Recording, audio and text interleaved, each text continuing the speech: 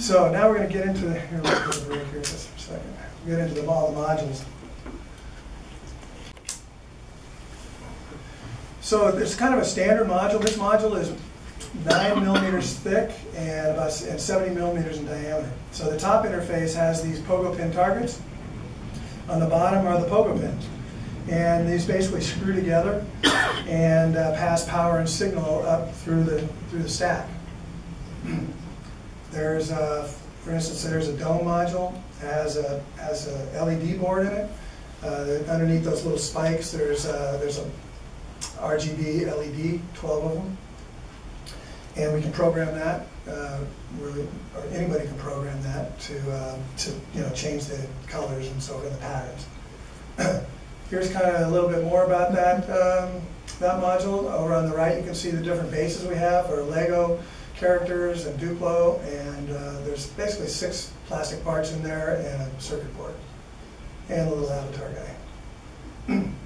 So then the next module we have, so that module exists. We have that one's built and function. The next one we have that's developed is this display charger module. So you can plug this in with a USB or with a barrel jack, and you can the robot sits on top of it, and the robot can fully function while it's sitting on the display stand. So the wheels can turn, the LEDs can flash, and it can be continuously powered by the USB cable. So we're hoping for displays in stores that it can sit and be continuously running. Here's a hack module. This has no electronics in it. This is just a module that you get to your favorite character or whatnot, and you get out the hot glue gun and you stick it on there, and you drive it around. Here's, again, about the modules, include any technology, electrical, mechanical, or software. And power and signal passes through. And we have lots of ideas for modules for gaming.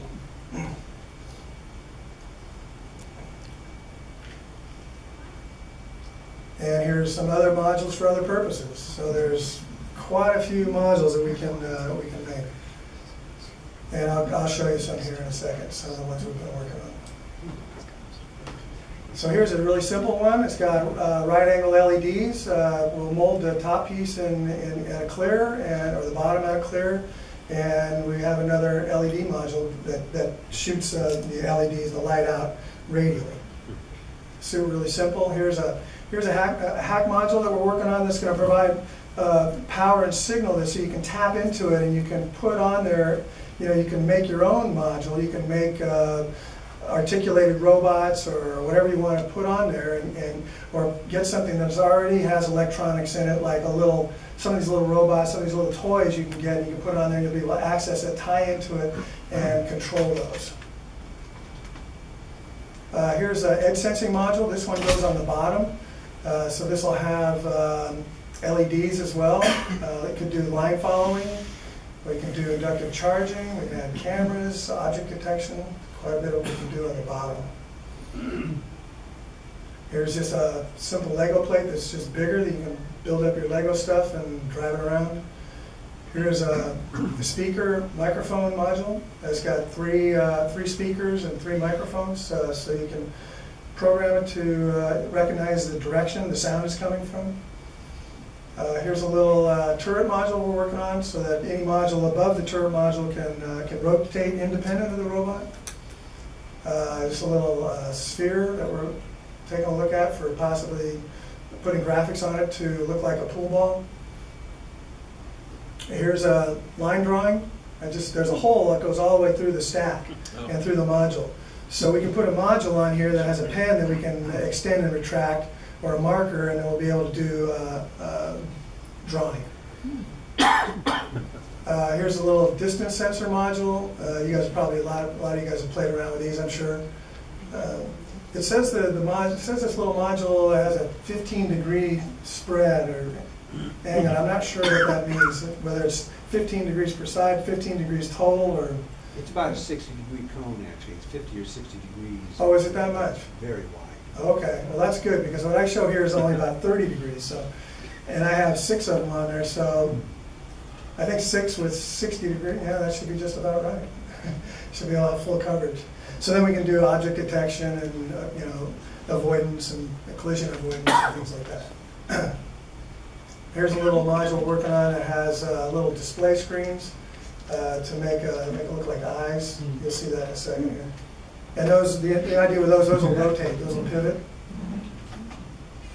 Here's something we can have some fun with, play some beer pong. Obviously there's no electronics in that, but we're kind of working on it. It's kind of a dome to cover the robot, so hopefully not too much beer gets in it.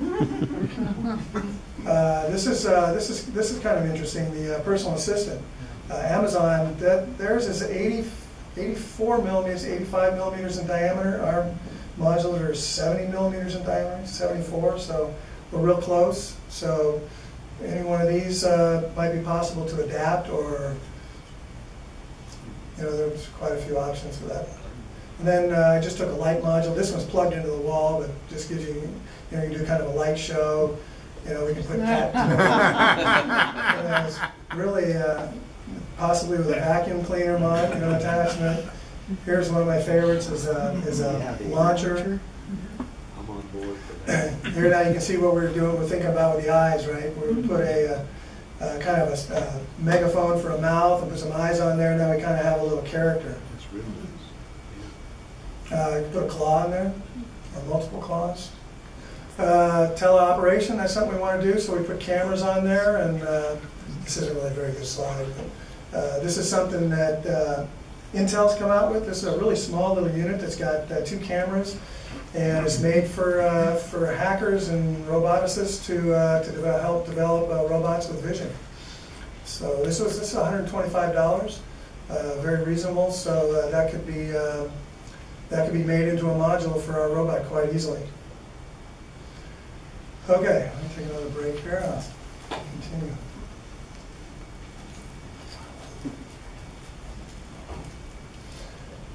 All right, so here now we have lots of hacks. So we wanted to make it also so that it's very accessible to people to make things and have fun with it, hack it and just kind of have fun. So we're going to give away a lot of CAD files so that people can do their own 3D printing and laser cutting and design their own parts. Not only just the avatars, but other things. I'll show you in a second.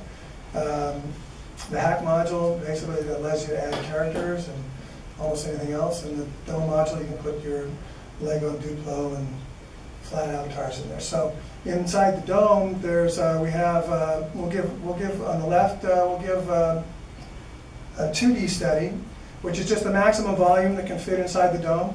So if people want to design something they want to laser cut, they can design that and laser cut it or 3D print it. And then on the right there, you see the 3D volume study for the if you want to make a 3D character to fit inside the dome.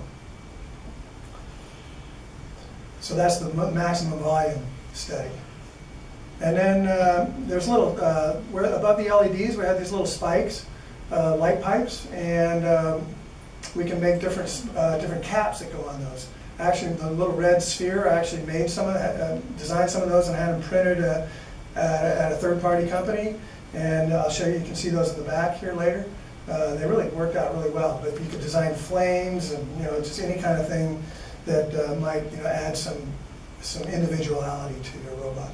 There's kind of the spike caps with it. That picture didn't come out so good, but there's the little spheres. Then you can make skirts that go around the modules or skirts that go around the body. That the little bumper that's already on there, that rotates freely. It's not motorized, but it does spin.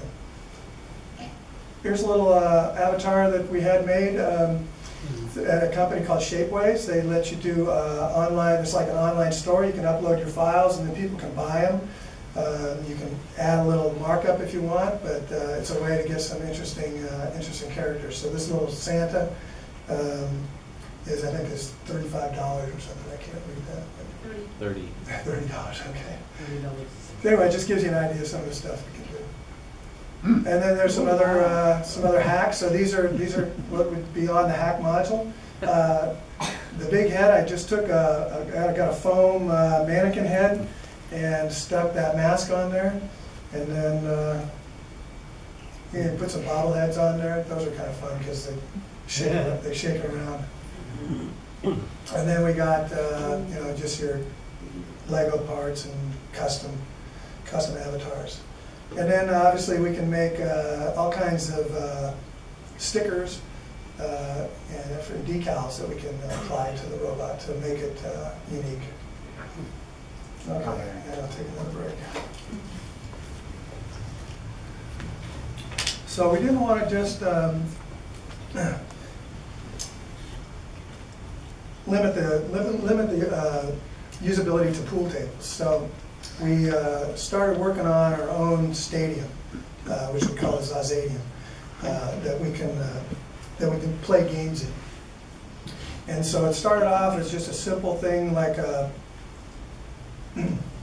flat surface with some walls and some openings in it, some gates.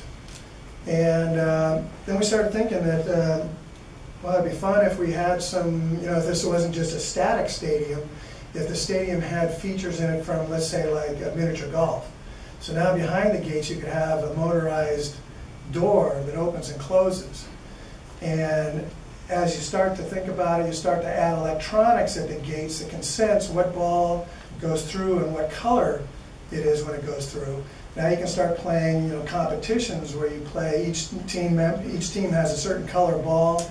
When their ball goes through, they score certain points. You can have different size gates. You can play with different size balls. You can have smaller ones, larger ones. So you can, if you start to think about it, it can become quite sophisticated. Here's just something to show what we can do with the floor tiles. These are die cut, and we can mix and match all these different pieces to give different patterns and so forth. So talking about these motorized gates and so forth. So once you're going to start using a motorized gate, you need a structure to hold that. So I developed this little module here that's made out from laser cutting actually, and it's made out of flat pieces, and we snap them together, and then that provides a structure that we can start to add things to. So this is also, the whole stadium is also designed to be modular, where we can keep adding modules and adding functionality. So one of the things we're going to do is with the projectile launchers and possible laser tag, we can start putting targets in here. And when we do Tele-Operation with cameras, then you can start to, you know, aim and hit these targets. So there's the wall module. There's the kind of the layout of the different pieces. There's 5 pieces. Two of the pieces are the same, the 2 sides. And you can see some of the things we can start to put on the wall modules: gates and sensors, bumpers. Now you start to add features from like pinball. So now a bumper lights up with your color, your team color, and you go over and you bump into it. You score points. So we're going to, you know, obviously add a computer to control all this, and you can change the scoring. We're going to have knobs and buttons that the robot goes up and interacts with. So these walls are now designed for the robot to interact with. We can make floor modules go below the floor, containing trapdoors and kiosks and more targets and bumpers. We can also do ceiling modules. So now we start to think about something more like an arcade game. And here's something some people are working on as a drone arcade, where they're flying drones around in a controlled environment, and these guys are actually using AR and goggles then to fire at objects that are flying around in the environment.